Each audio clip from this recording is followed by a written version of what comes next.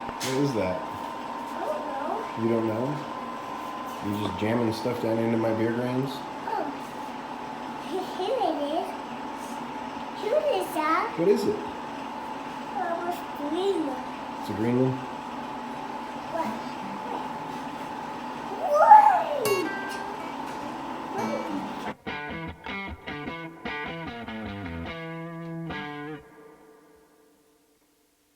Alright, so welcome to another brew day. Today I'm going to do a Bohemian Pilsner because I hate Pilsner. So the grain bill is supposed to be 11 pounds, 3 ounces of Pilsner, and 11 ounces of cara Pils.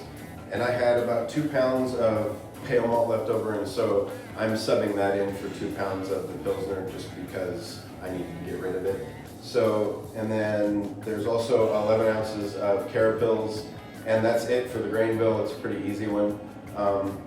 The hops are supposed to be 2 ounces of Saaz at first wort and 3 ounces of Saaz at 30 minutes. But I only have 4 ounces of Saaz, so I'm splitting those up to first wort and that 30-minute addition.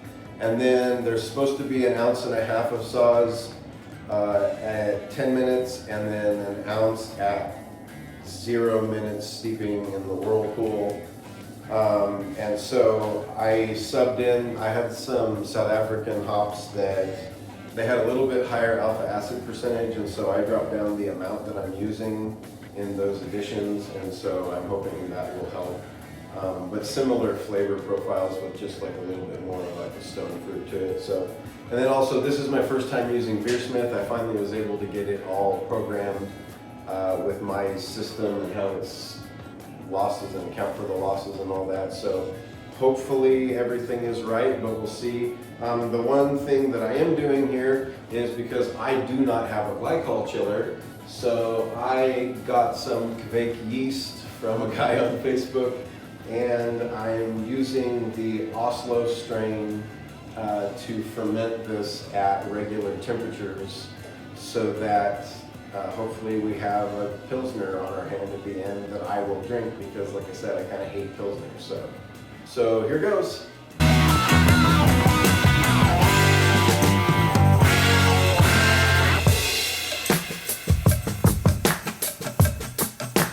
I've found that sometimes my water additions add sediment to the bottom of my hot liquor tank and to my boil kettle, and so I decided to use a old latte foaming pitcher to kind of make a mini water bath or make a mini mixture first so that I can dump that directly in mixed, and hopefully that'll keep that from happening. So I don't know.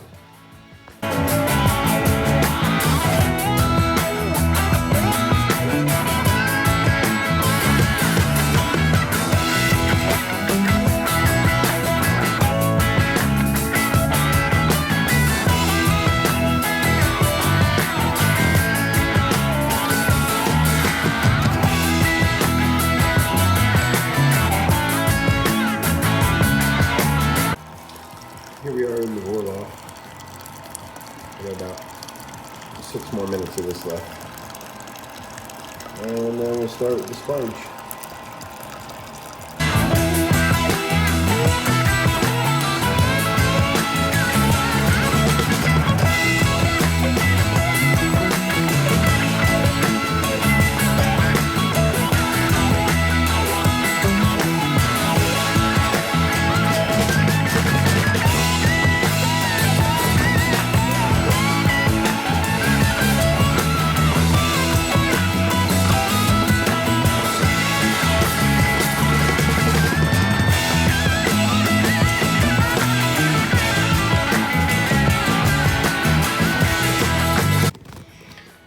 We are now adding the first wort hops, which is 2 ounces of Saaz.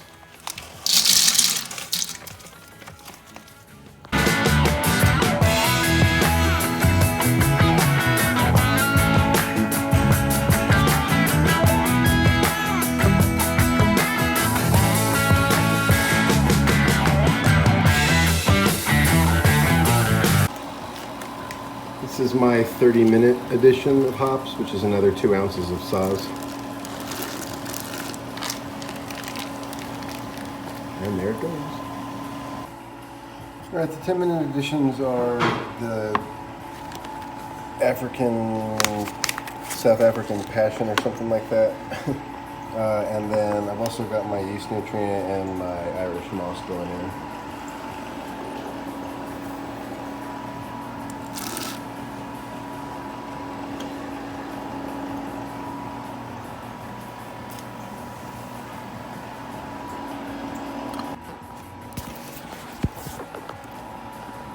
Okay, we are nearing the end of the boil. This yeast is supposed to be able to handle like way higher temperatures, and so I'm only going to chill this down to about 80 degrees Fahrenheit, and I'm going to whirlpool while I'm chilling to help collect all that hop drub before it goes into the fermenter. And this is the Whirlpool edition.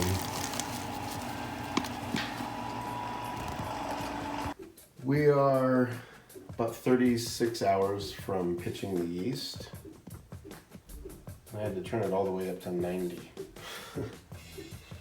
But it's happy. Well, we are 1 week from pitching the yeast into the fermenter and the what I'm going to call Bohemian Pilsner because of the hops that I used, and I think the grain bill, this came out just a little bit hazy, and the color isn't as dark as it's looking there. It's a little bit lighter, typical kind of like hazy IPA color. I guess I could try and get it more up toward the light. I don't know, it's hard to see. Anyways, not much on the aroma, which is what I kind of expect from a Pilsner, but there is a little bit of like a fruity kind of, almost like a stone fruit, and I'm going to assume that that's from the Kveik or Kveik, however you say it. But also I did throw in a couple ounces of those African hops near the end of the boil, so those could be adding a little bit of the aroma too. So.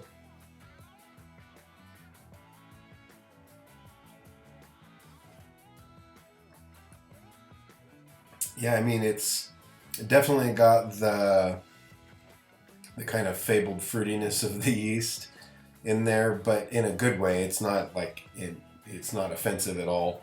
Definitely not a Pilsner.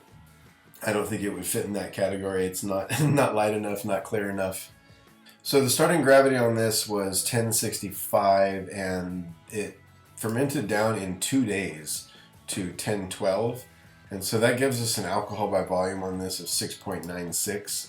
Again, not in the Pilsner range, and so we ended up with more alcohol. Oh darn. But it's a good beer. It's not one of those crushable, like you can drink it all day. You could probably have 2 or 3 of these and you feel fine. But it's a damn drinkable beer.